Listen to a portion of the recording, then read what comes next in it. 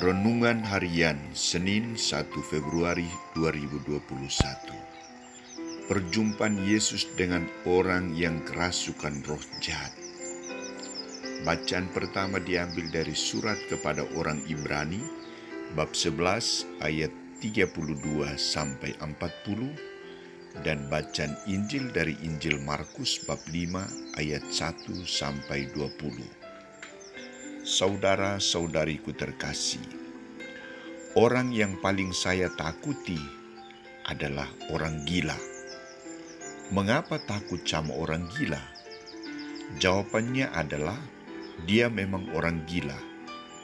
Dia tidak bisa membedakan mana yang baik dan mana yang buruk, mana yang boleh dilakukan atau tidak boleh dilakukan. Antara pikiran dan hatinya tidak dapat bekerja normal, bahkan tidak dapat berfungsi secara baik. Orang gila itu tidak bisa dipersalahkan. Saudara-saudariku terkasih, kisah yang panjang ini menampilkan beberapa hal untuk direnungkan. Pertama, perjumpaan antara Yesus dengan orang gila. Perjumpaan antara Yesus dengan orang gila, orang yang kerasukan roh jahat dan sangat menakutkan di daerah Gerasa, dicatat oleh Markus sebagai perjumpaan pertama Yesus dengan orang-orang dari lingkungan bukan Yahudi, orang-orang yang digolongkan kafir, mereka yang tidak percaya kepada Yahweh, kepada Tuhan. Orang gila itu sungguh-sungguh rindu berjumpa dengan Yesus.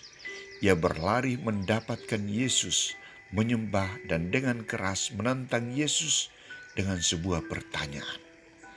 Apa urusanmu dengan aku, hai Yesus, anak Allah yang Maha Tinggi?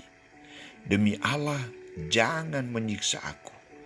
Karena sebelumnya Yesus mengatakan kepadanya, hai engkau roh jahat, keluarlah dari orang itu. Pertanyaan ini mendapat tanggapan dari Yesus berupa pertanyaan balik.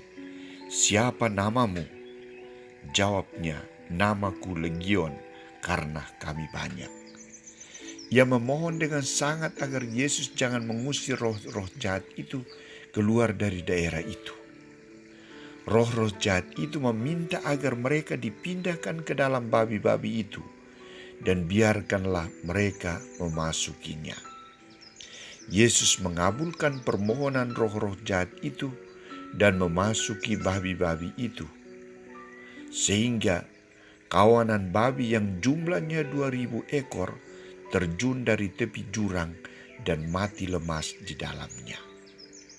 Saudara-saudariku, perjumpaan yang membebaskan, dialog yang membuahkan solusi, orang yang kerasukan roh jahat itu disembuhkan oleh Yesus.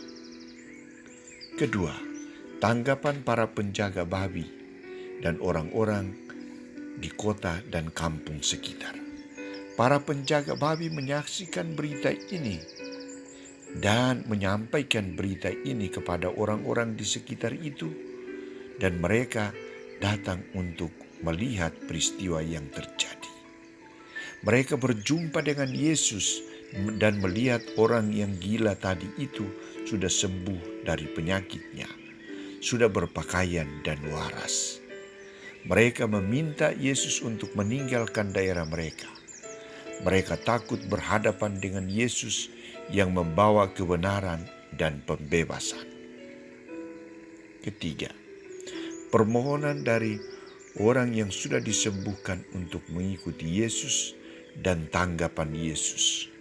Orang yang sudah disembuhkan oleh Yesus memohon agar ia mengikuti Yesus dalam perjalanannya. Namun Yesus tidak mengizinkannya, tetapi ia berkata kepada orang itu, "Pulanglah ke rumahmu, kepada orang-orang sekampungmu, dan beritahukanlah kepada mereka segala sesuatu yang telah diperbuat oleh Tuhan atasmu dan bagaimana ia mengasihi engkau." Orang itu pun pergi dan mulai mewartakan di daerah Dekapolis segala apa yang telah diperbuat Yesus atas dirinya dan mereka semua menjadi heran. Orang yang disembuhkan Yesus itu tidak diperkenankan mengikuti Yesus, namun ia mendapat tugas perutusan baru oleh Yesus untuk memberitakan pembebasan yang telah diperbuat Yesus kepadanya. Orang yang disembuhkan itu menyatakan dirinya siap meninggalkan tempat itu, kembali ke rumahnya, mewartakan Injil kepada saudara-saudaranya, dan hasilnya adalah mereka semua percaya. Mereka heran atas peristiwa yang telah dialami oleh orang gila itu. Saudara-saudariku terkasih, bila kita menyaksikan perjumpaan, dialog yang membuahkan penyembuhan dan tugas perutusan untuk mewartakan Injil oleh Yesus kepada orang yang kerasukan roh jahat itu, hingga saat ini sebetulnya hidup kita penuh dengan tanda-tanda kuasa kegelapan. Apa itu? Pendewaan harta, materi, HP lebih diperhatikan daripada keluarga, anak-anak, atau Tuhan dan sesama. Judi, narkoba, seks bebas, ngobrol di warung kopi berlama-lama, dan lain sebagainya. Semua ini adalah indikasi kekuasaan iblis yang sedang merasuki hidup kita. Maka sikap kita saat ini adalah datang kepada Yesus dan memohon agar dikembalikan setan-setan itu ke sumbernya, ke kerajaannya. Kita membuka diri dan memberi tempat untuk Yesus.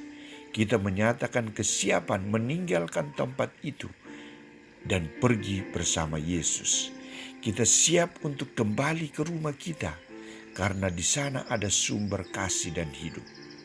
Yesus mengutus kita untuk kembali berkumpul bersama saudara-saudara kita di dalam basis yang telah dibentuknya, yakni keluarga. Mari berjuang. Tuhan ada di pihak kita.